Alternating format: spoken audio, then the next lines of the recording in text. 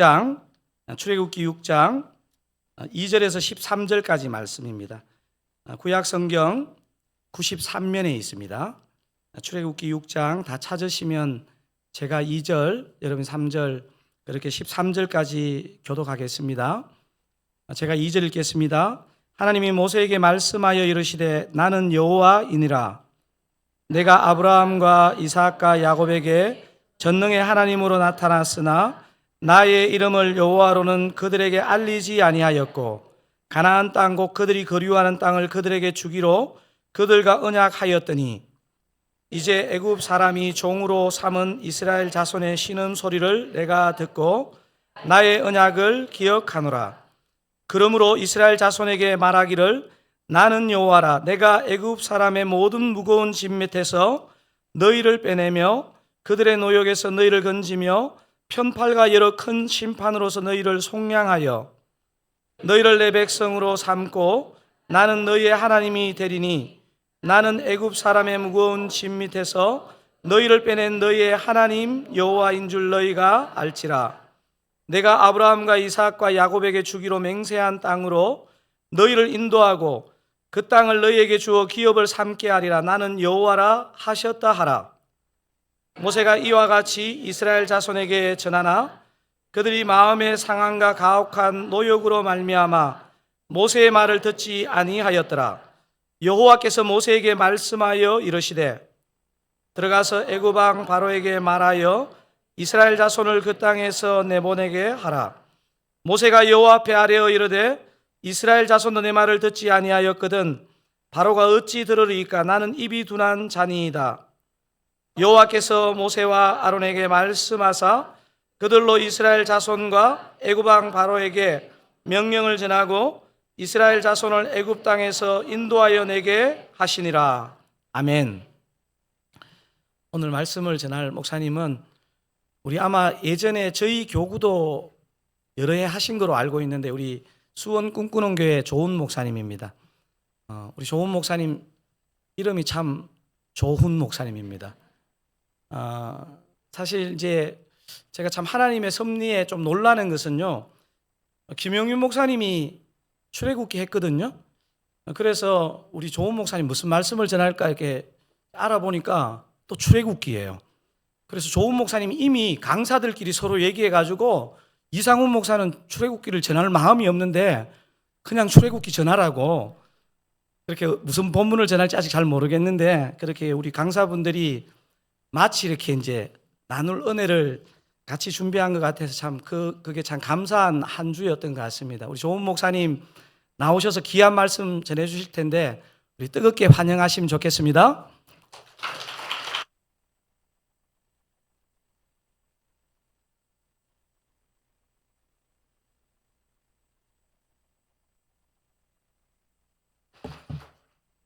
네, 사랑하는 성도님들, 우리 또 사랑교회에서 이렇게 뵙게 돼서 반갑고 감사합니다. 우리 함께 기도할까요? 너희 안에 착한 일을 시작하시는 이가 그리스도의 예수의 날까지 이루실 줄을 확신하노라. 살아계신 주님, 하나님께서 시작하시는 일에 순종해서 귀한 발걸음을 옮겼습니다. 그리고 하나님께서 더 사랑교회를 세워주셨고 지난 만 3년 동안 하나님의 은혜 가운데 하나님의 인도하심으로 여기까지 왔습니다. 주신 은혜를 돌아보며 그 받은 복을 세워볼 수 있는 저희들 되게 하여 주시고 하나님께서 여기까지 인도하셨음을 믿기에 앞으로도 인도하실 것을 확신하며 걸어가는 사랑하는 성도님들 되게 하여 주옵소서. 오늘 주실 말씀 안에서 위로를, 격려를 그리고 하나님 주시는 소망을 얻게 하여 주옵소서. 예수 그리스도의 이름으로 기도드립니다. 아멘. 네, 다시 한번 우리 성도님들 귀한 우리 빙수 기도에서 뵙게 돼서 진심으로 감사하고 반갑습니다. 목사님 설명해 주신 것처럼 제가 이 지역을 한 여러 해 섬겼기 때문에 들어올 때부터 이렇게 반가운 얼굴들이 보여서 너무 기쁘고 감사했고요. 그리고 또 오기 전에 몇 분은 오늘 오고 싶었는데 이러저러한 일로 얼굴 못 뵌다고 이렇게 또 연락을 따로 주셨더라고요. 그래서 그 마음이 너무 귀하고 또 감사했습니다. 우리 분립개척 교회에 가서 말씀을 전할 때마다 우리 귀한 성도님들이 교회를 세우시기 위해서 그동안 얼마나 기도하시고 헌신하시고 수고하셨을까. 정말 그 애씀이, 그 수고가, 그 노고가 느껴져서 너무너무 감사합니다. 그래서 오늘 이 자리 사랑하는 성도님들 뵙는 것만으로도 너무 큰 격려가 됩니다. 우리 앞서서 목사님 말씀 주신 것처럼 강사들끼리 어떤 말씀을 전해야 되는지 저희끼리 회의를 했습니다. 네, 그래서 우리 이상훈 목사님께도 지난주 말씀, 이번 주 말씀 얘기하면서 이상훈 목사님 좀 심각하게 고민하고 계세요. 네. 저는 오늘 이 말씀을 다시 한번 준비하면서 우선은 빙수 기도회는 응답받았다고 확신했습니다. 왜냐하면 여름의 더위를 이겨내기 위해서 이 기도를 하셨는데 지금 더위가 확 꺾였어요. 예, 지난주에 비해서 10도가 내려갔습니다. 그래서 기도가 응답된 줄 믿습니다. 네. 우리 출애굽기 앞부분을 읽다 보면 모세라는 인물이 얼마나 복잡한 마음으로 믿음의 길을 걸었는지를 우리가 알 수가 있습니다. 그는 이스라엘 백성을 구원하겠다고 열정이 앞서서 나서다가 애굽 사람을 쳐 죽였어요. 그 실패 속에서 두려움 가운데 미디안의 도망자가 됩니다. 그렇게 40년을 잊혀진 사람으로 살았어요. 그런 그를 하나님께서 떨기나무 가운데 부르셔서 이스라엘 백성을 구원하는 지도자로 세워주셨습니다. 근데 그때마다 번번이 모세는 거부했어요.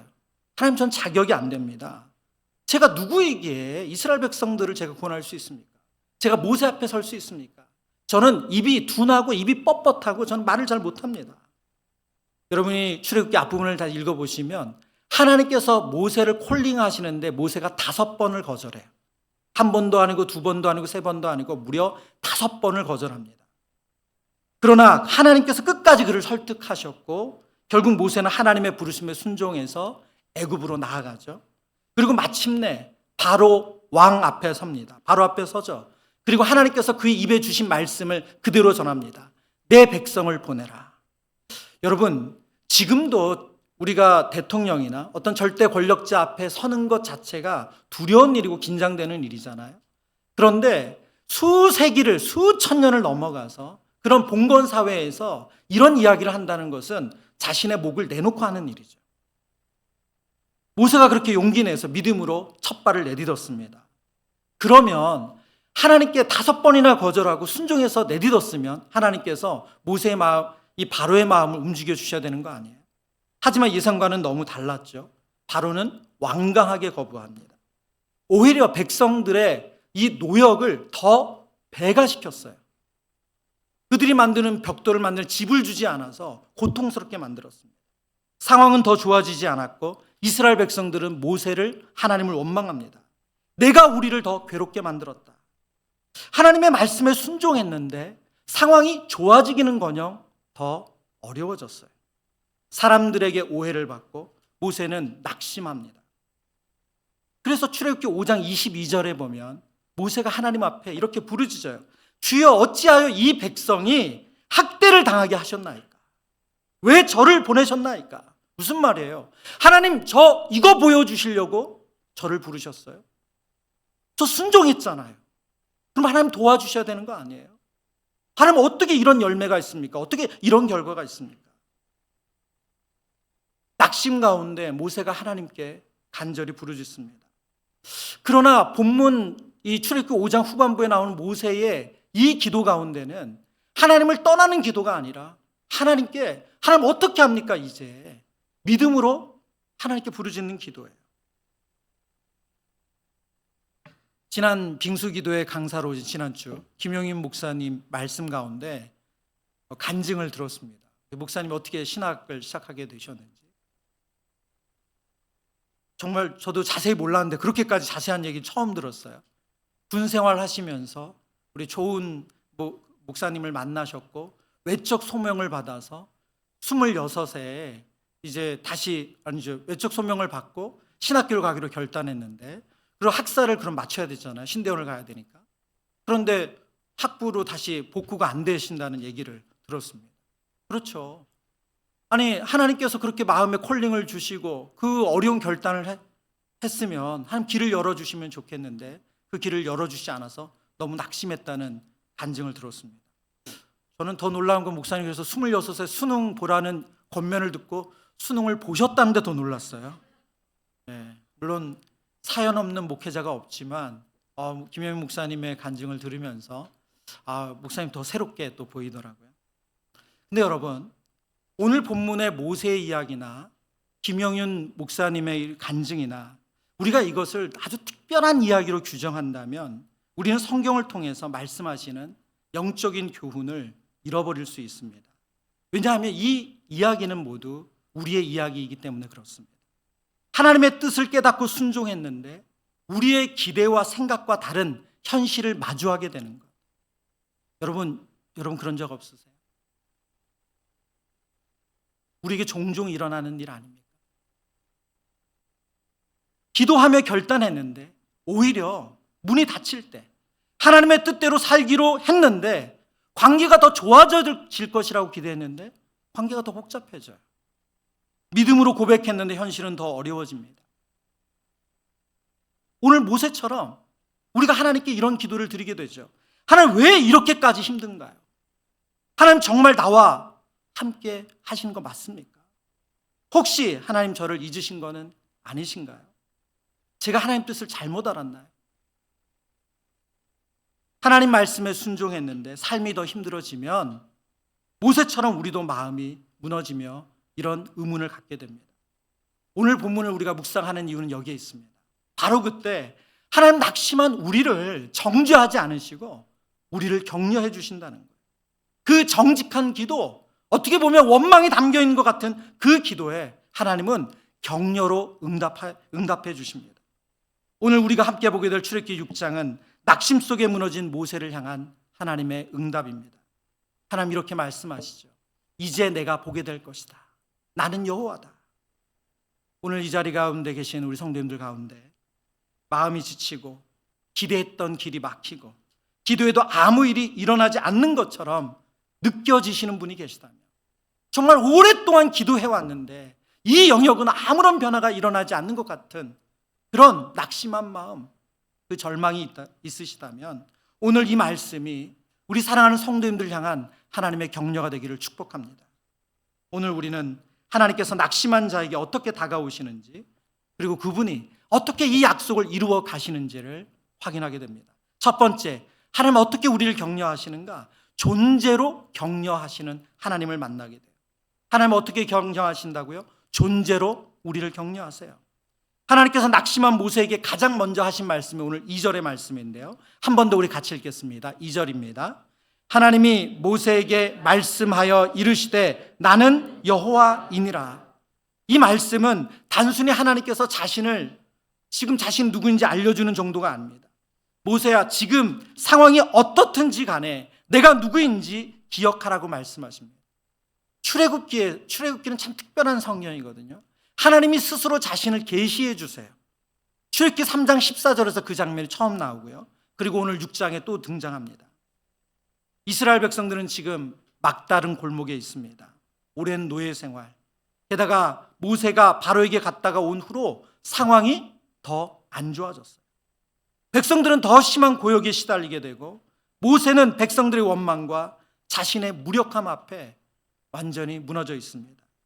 그때 하나님께서 하신 첫 말씀이 나는 여호와다라고 하는 거예요. 나는 여호와다. 여러분, 여호와라는 말 우리는 너무나도 익숙한 말이지만 이 히브리 말로는 야훼죠. 실제로는 히브리어는 자음으로만 되어 있습니다. 모음이 없어요. 그래서 구음으로 이제 성경을 읽는 방법으로 전해져 왔죠. 그래서 사실은 하나님의 이름조차 부를 수 없도록 성경이 야훼라고 우리가 읽고는 있지만 실제 어떻게 읽었는지 지금까지도 정확하게 모른다고 말해요. 그런데 이 야훼, 여호와다라는 이름 안에는 크게 두 가지 의미가 있습니다. 첫 번째는 스스로 있는 자라는 의미예요. 자존자라는 의미죠. 나는 스스로 있는 자다. 출애굽기 3장 14절에서 하나님께서 해석해 주셨어요. 어느 누구에게도 의존하지 아니하고 어떠한 존재에 의해 영향도 받지 않고 영원히 스스로 존재하는 분이 바로 자존하시는 하나님, 자존자, 나는 여호와다라는 이름의 뜻입니다. 반면 우리는 어떻습니까? 여러분 어떠세요? 우리는 환경에 따라 흔들리죠. 우리는 감정에 따라 요동칩니다. 상황에 끌려다닐 때가 너무나도 많습니다. 첫 시작은 너무 기뻤는데 시간이 지나면 마음이 시큰둥해지고 또 불편해지기까지도 해요. 감사로 시작한 일이 원망이 되는 일, 우리가 자주 겪는 일 아닙니다. 그러나 하나님은 다르세요. 하나님은 어제나 오늘이나 영원토록 동일하신 분인 줄 믿습니다. 하나님은 자존하시는 분이세요. 하나님 누구의 영향을 받지 않으세요. 상황의 영향을 받지 않으세요. 하나님의 계획하신 바를 반드시 이루시는 하나님이세요. 오늘 여호와다, 나는 여호와다, 이 이름 안에는 또 다른 의미가 하나 있는데요, 바로 언약을 지키시는 하나님이시라는 뜻입니다. 여호와라는 의미 안에는 나는 언약을 지키는 하나님이다. 출애굽기 6장 5절의 말씀입니다. 6장 5절 한 번 더 같이 읽죠. 이제 애굽 사람이 종으로 삼은 이스라엘 자손의 신음소리를 내가 듣고, 아멘. 지금 백성들은 어떤 마음이죠? 모세가 바로를 만난 이후에 그들의 상황은 더 안 좋아졌어요. 안 좋아진 정도가 아니라 성경을 자세히 보시면 알겠지만 그들은 더 이상 살 소망이 사라진, 바닥까지 떨어진 상황이죠. 하나님이 우리를 버리신 것 아닌가 하는 의심이 드는 것이 조금도 이상하지 않아요. 그런데 하나님은 그들을 한순간도 잊지 않으셨대요. 오늘 본문에서 기억하신다라는 말은 단순히 잊었다가 떠올렸다는 뜻이 아니라 이제 약속을 이루시겠다, 행동을 시작하겠다는 의미를 가지고 있는 그런 단어입니다. 하나님 모세에게 나는 아브라함과 이삭과 야곱에게 약속을 했고 그 약속을 지금 이행할 것이다, 지금 지킬 것이다, 지금 그 말씀을 하시는 거예요. 칼빈은 오늘 본문을 해석하면서 이런 주예를 달았어요. 하나님은 당신의 이름을 통해 이스라엘 백성에게 자신이 약속을 결코 헛되이 하지 않으시는 분임을 알리신다. 하나님은 자신의 이름을 드러내시면서 자신은 약속하신 바를 반드시 지키시는 분이심을 보여주신다는 거예요. 여러분, 우리가 하나님이 누구신지, 우리를 구원하시고 우리를 사랑하시고 우리 곁에 계시는 그 하나님의 존재를 인식하는 것이 우리의 격려의 시작이에요. 앞서도 말씀드렸지만 우리도 살다 보면 정말 하나님 내 곁에 계신가? 하나님 나를 사랑하시는가? 그런 마음이 들 때가 있습니다. 우리의 예상과 달리 너무나도 상황이 안 좋아지면 우리는 하나님 나를 잊으신 거 아닌가 하는 마음이 듭니다. 그럴 때 우리는 기도보다 뭘 하죠? 분석을 해요. 어떤 분석을 합니까? 내가 뭘 잘못했나? 내가 뭘 잘못해서 이런 일이 생긴 거지? 왜 이러지? 뭘 바꿔야 하나? 그런데 오늘 하나님 뭐라고 말씀하세요? 지금 너에게 필요한 것은 상황을 분석하는 것이 아니라 하나님이 누구신지를 아는 것이래. 여러분의 지금 마음이 평안하지 않으세요? 여러분의 마음 가운데 한 귀퉁이에 시린 마음이 있으십니까? 그 마음이 해결되지 않는다면 그것을 분석하는 것이 먼저가 아니라 저와 여러분을 사랑하시고 구원하시는 하나님이 누구신지를 아는 거예요.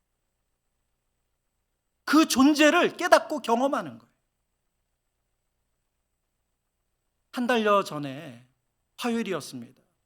새벽 기도를 인도하고 기도를 하는데 제가 기도를 계속 하는데 기도하다가 갑자기 제 안에 이런 자각이 드는 거예요.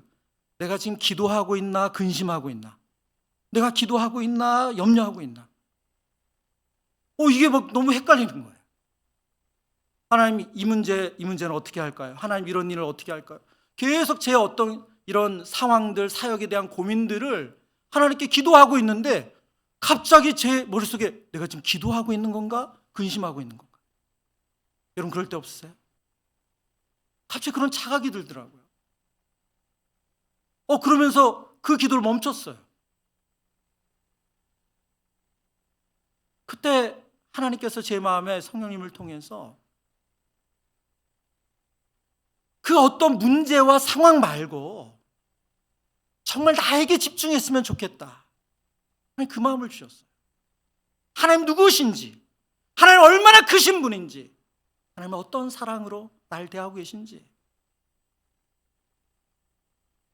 그 하나님께 집중하면 좋겠다. 그 하나님 알았으면 좋겠다. 그때부터 제 머릿속에 정말 그 컴퓨터로는 딜리트 키죠. 제가 기도 제목으로 가지고 있던 것들을 싹 지우고 하나님에 대한 묵상만 했어요. 저를 부르시고 사랑하시는 그 하나님, 이 땅을 여전히 다스리시고 통치하시는 하나님. 근데 그때부터 놀랍게 정말 평강이 찾아오더라고요. 제가 고민하고 해결해야 됐다고 생각했던 그런 문제로 인한 답답함이 아니라 놀라운 평안이 있더라고요. 저는 분당 우리 교회 2009년부터 사역을 했거든요. 그리고 만 14년을 사역하고 분리개척에 참여하게 됐습니다. 1만 성도 파송 운동이라는 그런 단어도 없을 때 이제 분당 우리 교회 사역을 시작했죠. 제가 근데 분당 우리 교회에 오게 된 그 계기를 보면, 제가 분당 우리 교회 오기 전에 3년 전에 먼저 개척을 했었어요. 임해동에 아름마을 앞에. 누구도 모르십니다. 물론 저 혼자 개척한 것은 아니고 서울에 있는 한 교회에서 똑같이 분리개척이라는 이름은 안 썼지만 교회를 개척한 거예요. 그래서 제가 이제 전임 목사로, 담임 목사님이 제 선배이신 목사님이 계셨고, 저에게 파트너로 같이 사역했으면 좋겠다. 그래서 여러분이 다 하신 것처럼 장소 정하고 이름 정하고 인테리어 하나, 주보 하나, 처음부터 그 과정을 2006년, 7년, 8년, 3년간 했어요. 여러분도 그런 어려움을 겪으셨지만 저는 그 개척의 3년 동안에 정말 힘든 시간을 보냈어요. 1년은 너무 행복했어요. 개척하면 에너지가 나잖아요. 너무 행복했어요. 그런데 1년 반이 지나고 나니까 교회 안에 크고 작은 어려움이 생겼어요. 근데 이제 저에게 가장 힘들었던 건 뭐냐면, 제가 뭘 해도 교회 상황이 나아지지 않는 거예요. 제가 부교육자로서 뭘 해도 바꿀 수 있는 게 아무것도 없는 거예요. 너무너무 무기력하고 답답했어요. 그래서 제가 목사님께 말씀드렸어요. 목사님, 제가 새벽기도 제가 다 하겠습니다. 왜냐하면 신방 갈 성도도 없고 제가 뭘 하고 싶은데 할 수 있는 사역이 없어요. 그래서 제가 1년 내 새벽기도를 다 했어요. 그런데 그래도 계속 고민이 들죠. 그래서 목사님께 이제 여름이 지나고 나서 담임 목사님께 말씀드렸어요. 목사님, 제가 저희 교회 계속 있는 거는 교회에도 어려움이 있을 것 같아. 어려울 것 같고, 제 전임 사역자로 있는 게 교회도 힘들 것 같고, 그래서 목사님, 제가 안 그래도 그때까지도 주일학교 사역을 했거든요. 주일학교 사역을 그때 한 13, 14년 했던 때였죠. 그래서 제가 기독교 교육학을 공부하러 가겠습니다. 그리고 이제 미국에 있는 한 학교를 제 친한 선배가 추천해 준 이야기를 하면서 제가 거기를 어플라이 했으면 좋겠습니다. 근데 감사하게도 목사님 그걸 허락해 주셨어요. 그리고 공부할 수 있도록 배려도 해 주셨어요. 그래서 여러분 잘 아시죠? 토플하면 해커스. 이제 거기 가서 이제 열심히 학원 다니면서 갑자기 안 하던 영어 공부를 하면서 그 영어 성적을 마치고, 그리고 실제로 이제 어플라이를 했죠. 감사하게도 오디미션이 왔어요. 입학 허가서가 왔어요. 할렐루야죠. 너무 감사하죠. 그래서 12월 중순, 12월 정확히 이제 날짜도 기억이 안 나네요. 이제 가족들을 데리고 미국 대사관 가서 인터뷰만 해서 이제 되면 다 이제 모든 게 끝나는 딱 그때였어요. 그런데 인터뷰를 하러 딱 갔는데, 여러분 지금 우리 미국 비자들이 다 캔슬 당하고 유학생들이 돌아오지만 그때가 또 그럴 때였어요. 그래서 제가 리젝 당했어요. 교회는 사임한다고 다 얘기해 놓은 상태고 전세도 뺐어요. 그리고 선후배들 만나서 나 미국 유학 간다고 다 밥도 먹었어.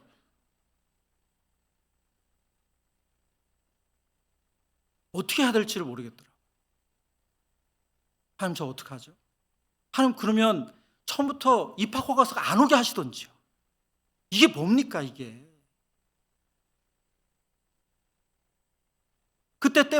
그 이야기를, 저희 안타까운 사연을 들은 제 한 선배가 서울에 있는 아주 큰 교회에서 주일학교 사역자를 뽑는다는 거예요. 사실 그때 뽑을 때가 아니었거든요. 원래 연말에 그렇게 사람을 안 뽑습니다. 근데 이 유년부 사역 자리가 나왔으니 넣어보라는 거예요. 나 넣어봐라. 그래도 너를 위해서 또 하나님 예비하신 게 있나 보다. 그런데 교회가 성도들이 뭐 많지 않은 개척교회다 보니까 제가 다 결정이 나면 우리 부서 선생님들에게 또 우리 다른 분들에게 알리기로 했었는데, 이런 상황에서 제가 교회를 떠나는 거는 너무 아니라는 생각이 들었어요. 그래서 그때 이제 한 해 더 마무리를 사역을 하고 가기로 하고, 이제 그 교회는 안 가기로 했어요. 근데 그 남은 한 해를 사역하는데 너무 사실은 힘들었어요.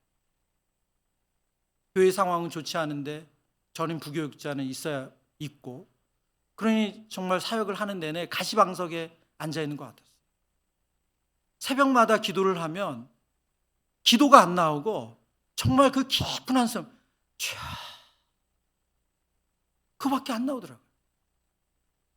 그러던 어느 날입니다. 그러던 어느 날 맨 앞자리에 앉아서 기도를 하는데, 그때부터 참 이상한 일이 벌어졌어요. 기도를 하면서 제가 하고 있는 기도 제목이 아니라 하나님이 얼마나 크고 얼마나 사랑이 많으시고 얼마나 대단한 분이신지가 깨달아지기 시작했어요. 지금 여기도 창문이 안 보이잖아요. 이렇게 창문이 새벽 기도하시면은 빛이 들어오는 게 해가 뜬지 잘 안 보이실 것 같아요. 그때 제가 섬기던 교회도 그랬어요. 보통 기도하면 우리 성도님들 그러시면 출근하고 또 아이들 밥 해주셔야 되니까 나에게 정해진 알람이 있어요. 한참을 기도해도 딱 정해진 알람 시간이 있습니다. 그런데 시간이 몇 시간이 가는지 알 수 없을 만큼 기도가 계속됐어요. 더 놀라운 것은 그때부터 제 안에 질문이 사라졌어요. 하나님이 얼마나 크시고 제 곁에 와 계시는지가 경험되어지니까 그동안 제 머릿속에, 제 마음속에 답답하게 가지고 있던 질문이 사라지더라고요. 여러분, 하나님은 우리를 하나님 자신의 존재로 격려해 주세요. 이렇게 해라, 저렇게 해라, 이 답이다, 저 답이다. 물론 그 답이 우리에게 필요하기도 하고 그 답을 들으면 우리가 용기를 얻기도 합니다. 그러나 무엇보다 하나님 자신이 누구신지를 우리가 경험하게 하심으로 우리를 위로하시고 격려하세요. 우리 사랑하는 성도님들이 드려지는 모든 예배 가운데, 그 기도의 자리 가운데 그 하나님이 경험되어지시는 은혜가 있기를 축복합니다. 두 번째, 하나님은 우리의 낙심 가운데 있는 우리를 어떻게 격려하시는가? 약속을 지키심으로 격려하신대요. 나는 여호와라 말씀하시는 하나님께서 이어서 6절과 8절에 이렇게 말씀하세요. 6절부터 8절입니다. 우리 이 세 구절인데요. 6절은 제가, 7절은 여러분이, 8절은 다 같이 읽겠습니다. 그러므로 이스라엘 자손에게 말하기를, 나는 여호와라, 내가 애굽 사람의 무거운 짐 밑에서 너희를 빼내며 그들의 노역에서 너희를 건지며 편팔과 여러 큰 심판들로서 너희를 속량하여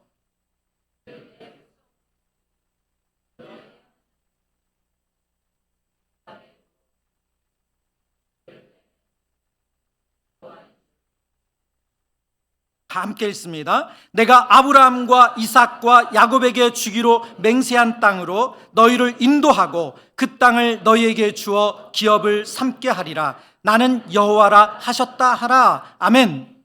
오늘 이 말씀은 하나님께서 나는 여호와다, 하나님의 존재를 인식시켜 주시고 그리고 그와 함께 있는 하나님이 누구신지를 알려주신 이후에 구체적으로 하나님이 그를 위해서, 이스라엘 백성을 위해서 하시겠다는 선언을 하세요. 오늘 본문 가운데는 7가지의 선언이 있거든요. 내가 하겠다는 7가지 선언이 있습니다. 6절에 2번, 내가 너희를 애굽 사람의 무거운 짐에서 빼내며 내가 그들의 노역에서 너희를 건지며, 그리고 6절에 3번이죠. 한 절 하나 더 있는데요. 내가 편팔과 여러 큰 심판들로서 너희를 속량하여, 7절에 내가 너희를 내 백성으로 삼고 나는 너희의 하나님이 되리니, 8절 내가 너희를 아브라함과 이삭과 야곱에게 주기로 맹세한 땅으로 인도하고, 8절 후반 내가 그 땅을 너희에게 주어 기업을 삼게 하리라. 하나님께서 7번에 걸쳐서 내가 할 것이다, 내가 할 것이다, 내가 할 것이다 말씀해 주세요. 하나님은 그 존재로 격려하신 다음에 구체적으로 우리를 위하여 일하실 것을 약속해 주십니다. 오늘 6절의 말씀에 보면 그들의 가장 고통스러운 현실을 하나님은 알고 계셨어요. 그들의 가장 고통스러운 현실이 무엇이었습니까? 애굽의 노예로 사는 것이죠. 이스라엘 백성들은 약 400년간 애굽의 노예로 살았습니다. 하나님은 그들의 너무나도 고통스러운 삶을 알고 계셨어요. 여러분에게 만약 오늘 이 밤 하나님께서 내가 너의 가장 큰 문제를 해결해 줄게 하신다면 여러분 어떤 문제를 하나님께 내놓으시겠어요? 네, 여러분 분명한 것은 하나님 그 문제를 이미 알고 계시다는 거예요. 여러분 각자의 삶에 오늘 이스라엘 백성들의 노역과 같았던 가장 그들을 짓누르고 있는 문제가 무엇인지 여러분의 삶에 그 문제도 하나님은 알고 계세요. 나는 그 고통을 안다. 내가 그 짐을 덜어줄 것이다. 나는 너를 그 자리에서 빼내겠다. 오늘 하나님께서 이스라엘 백성들에게 그 약속을 하셨고 동일한 약속을 우리에게도 하시는 줄을 믿습니다. 여러분 하나님 모르지 않으세요. 정말 정확하게 알고 계세요. 그리고 이어서 뭐라고 말씀하십니까? 하나님은 능력으로 편팔과 여러 큰 심판들로 너희를 속량하신대요. 속량하다는 단어는 값을 지불하고 되찾는다는 의미죠. 하나님께서 우리를 건지시기 위해서 그 값을 지불하신대요. 우리를 죄의 노예로부터 예수 그리스도의 십자가의 피로 그 값을 지불하고 건지신 것처럼 하나님 그렇게 속량해 주십니다. 뿐만 아니라 이어서 7절에 말씀하시죠. 내가 너희를 내 백성으로 삼고 나는 너희의 하나님이 되리니. 이것이 우리의 신앙생활의 핵심 아닙니까? 우리의 구원은 단순히 천국 티켓을 얻는 것이 아니죠. 그래서 우리는 이 땅에서부터 하나님의 나라를 누립니다. 왜요? 하나님이 나의 하나님 되시고 우리가 하나님 백성 되는 순간부터 우리의 마음에는 하나님의 나라가 임하는 줄 믿습니다. 여러분 이럴 때는 아멘을 좀 더 크게 하셔도 괜찮습니다. 네. 여러분 천국은 우리가 육신의 몸이 죽고 나서 가는 곳이 아니라 이곳에서부터 누리는 거죠. 우리는 그 영적인 싸움을 계속해요. 하나님의 임재가 경험되어지고 하나님의 나의 하나님 되고 내가 하나님 백성 되면 우리 마음은 하나님의 통치를 받기 때문에 천국이 임합니다. 오늘 그 약속을 하고 계세요. 뿐만 아니라 하나님께서 미래에 대한 약속도 하시죠. 8절입니다. 내가 그 땅을 너희에게 주어 기업을 삼게 하리라. 그들은 여전히 지금 애굽의 노예로 살고 있어요. 그런데 하나님께서 40년 후에 가나안 땅에 들어갈 그 약속을 확인시켜 주세요. 내가 그 땅을 너에게 주어 기업을 삼게 하리라. 지금 당장은 보이지 않아도 하나님은 우리를 위한 미래를 실질적으로 준비하고 계시고 그 약속을 반드시 지키시는 줄 믿습니다.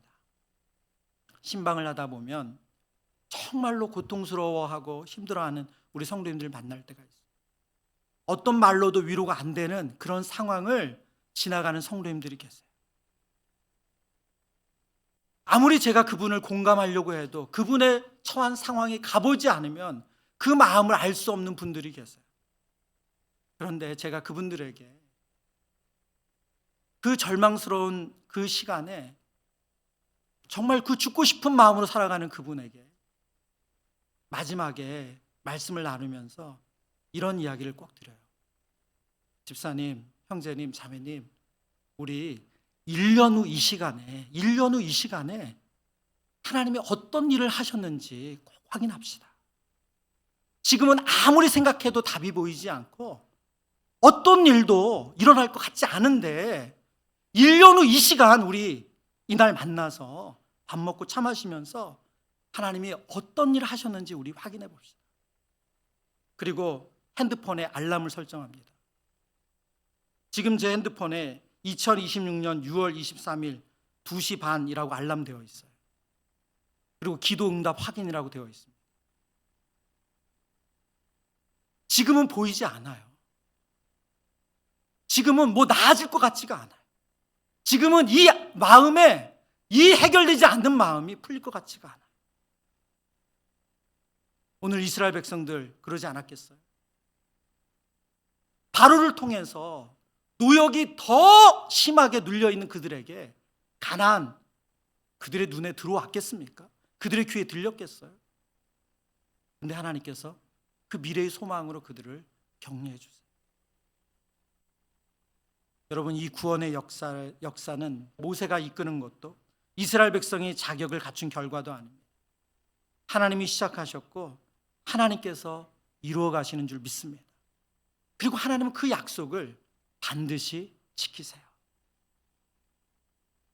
신방 중에 종종 감동을 받을 때가 있습니다. 말씀을 나누고 끝에 우리 같이 이제 말씀 보시죠 하고 성경책을 펼쳐들 때 그 성경책을 보면서 너무 큰 감동을 받을 때가 있어요. 왜냐하면 성경책이 일반적으로 가지고 있는 두께가 있잖아요. 그런데 얼마나 그 성경을 많이 읽으셨는지, 그리고 그 성경을 읽으시면서 거기다가 포스트잇 붙이시고, 그리고 읽다가 보면 성경이 이렇게 자꾸 뿔잖아요. 그러니까 이 부피가 커져가지고 성경이 일반적인 두께가 아니에요. 그리고 그 성경을 펼쳐서 딱 말씀을 펼치면 성경의 모든 구절에 이 색깔펜으로 색칠이 되어 있고, 또 어떤 분은 그 성경의 여백, 날개죠. 날개에 빼곡히 예배 때 들은 말씀, 그리고 또 말씀 읽으시면서 묵상했던 것이 노트되어 있는 성경을 볼 때가 있습니다. 그런 성도님들의 성경을 볼 때마다 너무나도 큰 감동을 받아요. 왜일까요? 여러분, 그것은 무엇을 보여주는 겁니까? 그분님들 힘든 시간이 없었겠어요? 늘 평안하셨겠어요? 아니죠.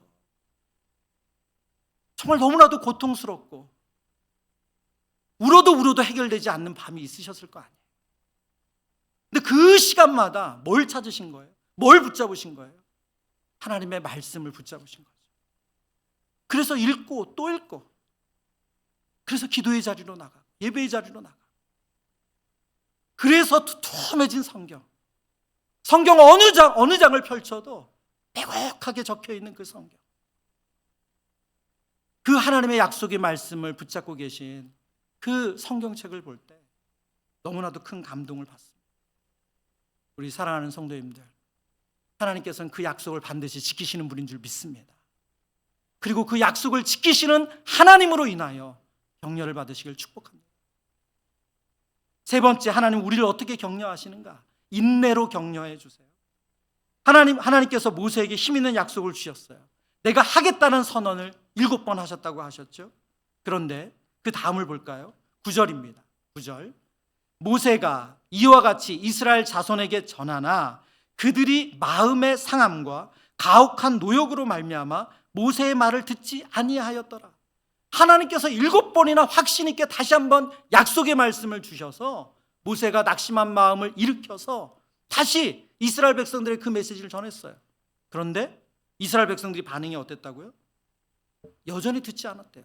왜요? 그 이유는 무엇입니까? 마음의 상함과 가혹한 노역 때문에. 무슨 뜻이죠?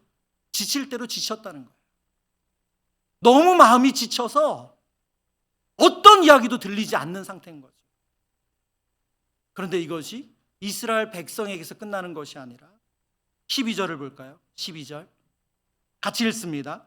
모세가 여호와 앞에 아뢰어 이르되 이스라엘 자손도 내 말을 듣지 아니하였거든 바로가 어찌 들으리까? 나는 입이 둔한 자니이다. 이제는 모세가 다시 또 마음이 무너졌어요. 하나님께서 그렇게 격려해 주셔서 존재로 약속을 지키시는 것으로 격려해 주셔서 모세도 안간힘을 쓰면서 하나님의 메시지를 전했는데 이스라엘 백성이 마음이 상해서 돌이키지 않으니까 모세가 또다시 마음이 무너졌어요. 아니, 이스라엘 백성도 제 얘기 안 듣는데 바로라고 듣겠습니까? 나는 입이 둔한 자니이다. 여러분, 이게 모세의 18번이에요. 하나님, 저 말 잘못해요. 저 입이 뻣뻣해요. 하나님, 저 잘못 세우신 거예요. 저 아니에요. 다시 자기의 연약함으로 돌아가는 모세. 근데 이 장면을 보면 여기서 하나님이 보여주시는 너무나도 아름다운 장면이 있어요. 13절입니다. 13절. 여호와께서 모세와 아론에게 말씀하사 그들로 이스라엘 자손과 애굽 왕 바로에게 명령을 전하고 이스라엘 자손을 애굽 땅에서 인도하여 내게 하시니라. 여러분, 왜 이 장면이 아름다운지 아세요? 하나님께서 그 무너진 모세의 마음, 다시금 또 낙심한 모세의 마음에 대해서 책망하지 않았어요. 그리고 다시 그를 기다려주세요. 한결같이 기다려주세요.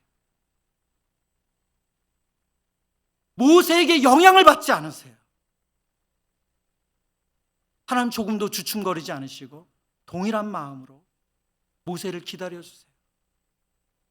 그리고 또다시 기회를 주세요. 여러분, 하나님은 어떤 분이십니까? 하나님은 저와 여러분을 오래 참아주시는 분인 줄 믿습니다. 여러분, 우리 실수할 수 있어요. 얼마나 많이 실수합니까? 그리고 마음이 이리저리 끊임없이 오락가락할 수 있어요. 우리 그렇게 순전하지 않습니다. 우리 그렇게 대단하지 않아요. 여러분 어떻습니까? 지난 4년간 여러분 마음 한결같으셨어요? 저는 교회를 세워가면서, 하나님 교회를 세워가는 데 참여하면서 너무 기쁘고 감사하고 영광스럽지만 제 마음을 지키지 못한 시간 정말 많았어요. 여러분은 어떠셨어요? 근데 여러분, 하나님은 한결같으세요. 하나님 우리에게 오래 참아주세요. 끊임없이 기회를 주세요.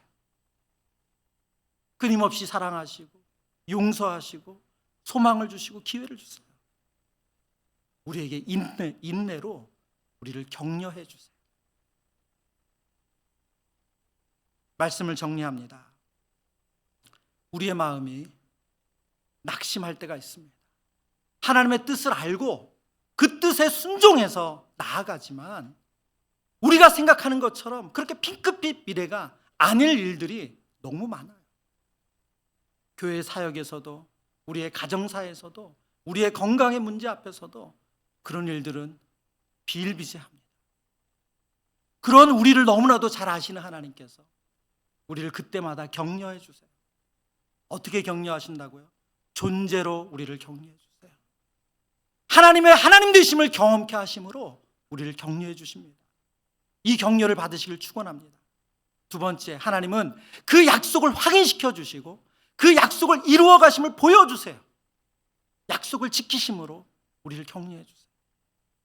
그리고 우리 하나님은 우리가 또다시 실망스러운 자리로 간다 할지라도 그런 우리를 포기하지 않으시고 인내로 격려해 주시는 줄 믿습니다.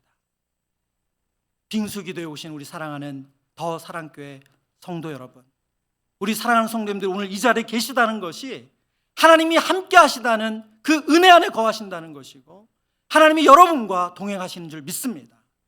그래서 여러분의 삶 가운데 늘 격려하시는 그 하나님을 만나시기를 축원합니다.